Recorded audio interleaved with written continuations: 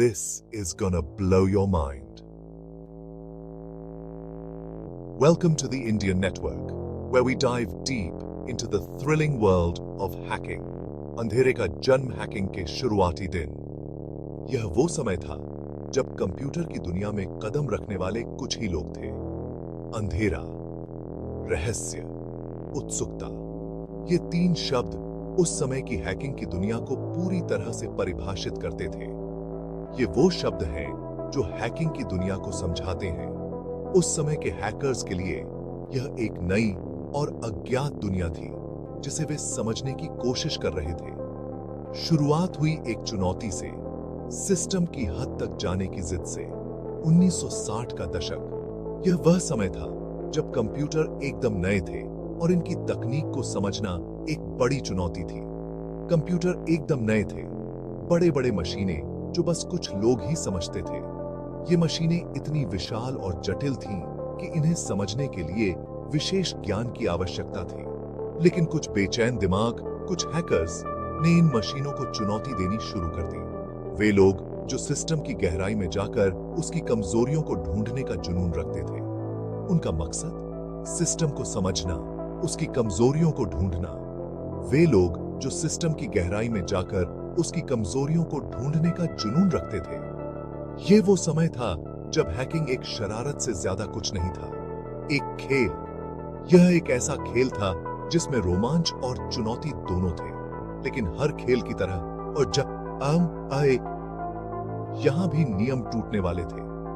जैसे जैसे हैकर्स की संख्या बढ़ी, वैसे वैसे उनके कारनामे भी बढ़ते गए, और जब टूटेंगे तो नतीजे खतरनाक होंगे।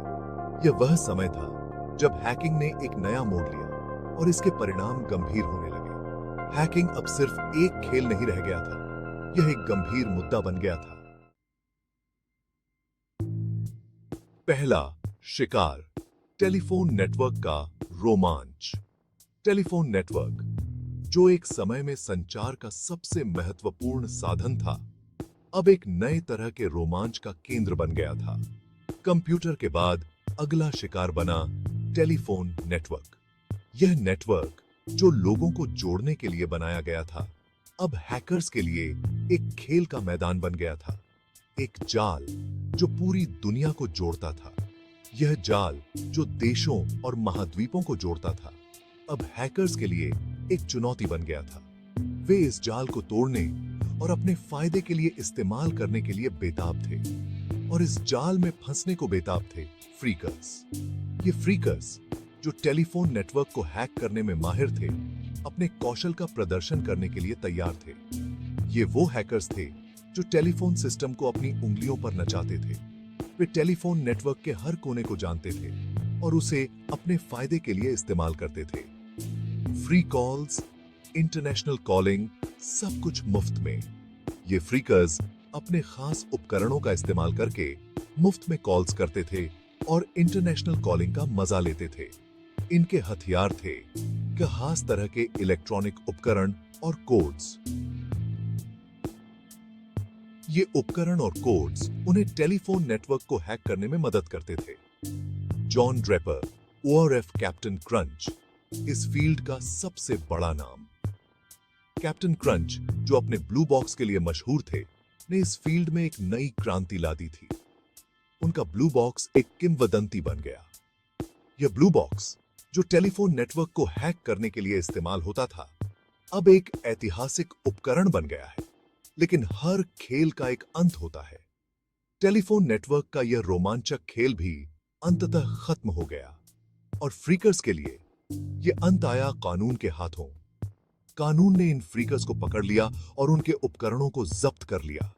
इस तरह टेलीफोन नेटवर्क का रोमांचक खेल खत्म हो गया, लेकिन इसकी कहानियां आज भी जीवित हैं।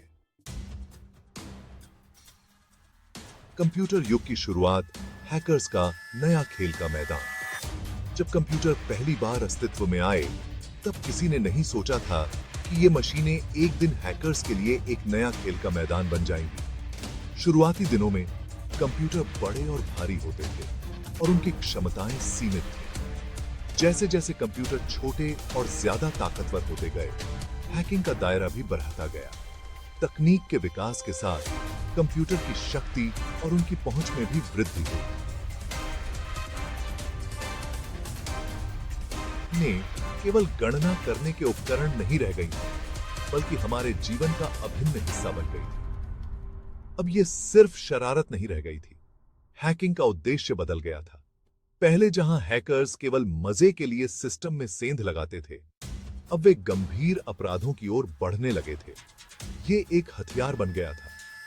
हैकिंग अब एक साधारण खेल नहीं रह गया था, बल्कि यह एक ऐसा हथियार बन गया था जिसका उपयोग व्यक्तिगत और संगठित अपराधों के लिए किया जा रहा था। डेटा चोरी, सिस्टम में सेंधमारी, वायरस अटैक, सब कुछ मुमकिन था।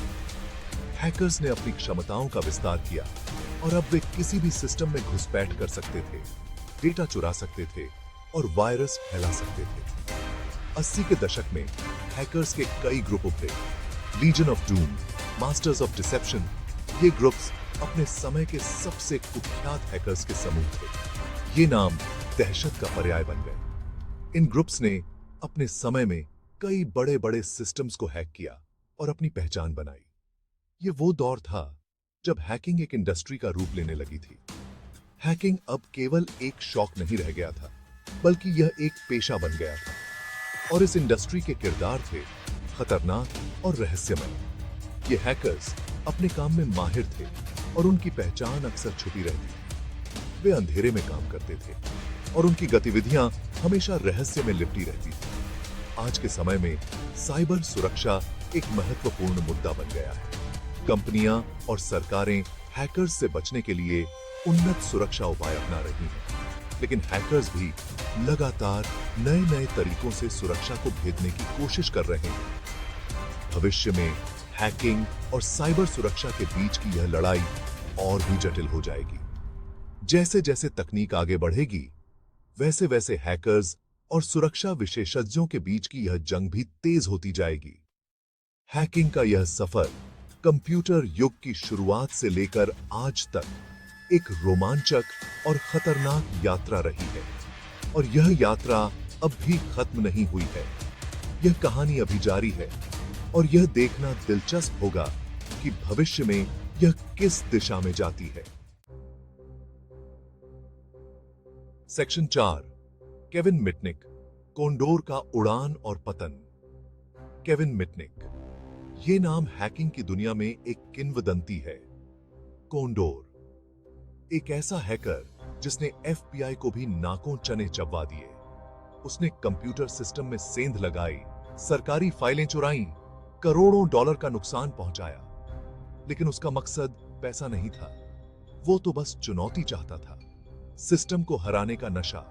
लेकिन हर नशे का अंत होता है, और मिटनिक का अंत हुआ जेल की सलाखों के पीछे। सेक्शन 5, गुमनामों का उदय, हैकटिविज्म का दौर, इंटरनेट का जमाना, जानकारी का समुद्र। और इस समुद्र में तैर रहे थे गुमनाम हैकर्स, लेकिन इनका मकसद जुर्म नहीं था। ये थे हैकविट्विस्ट, जो हैकिंग को एक हथियार की तरह इस्तेमाल करते थे अपनी आवाज उठाने के लिए, सरकारों, बड़ी कंपनियों, अन्याय के खिलाफ। एनोनिमस, लल्ज़सेक, ये नाम बन गए थे, विरोध का प्रतीक। लेकिन क्या हैकिंग वाकई में एक हथियार हो सकती है? क्या यह दुनिया को बदल सकती है? अगर आपको यह वीडियो पसंद आया हो तो लाइक करें, शेयर करें और सब्सक्राइब करें द इंडियन नेटवर्क को।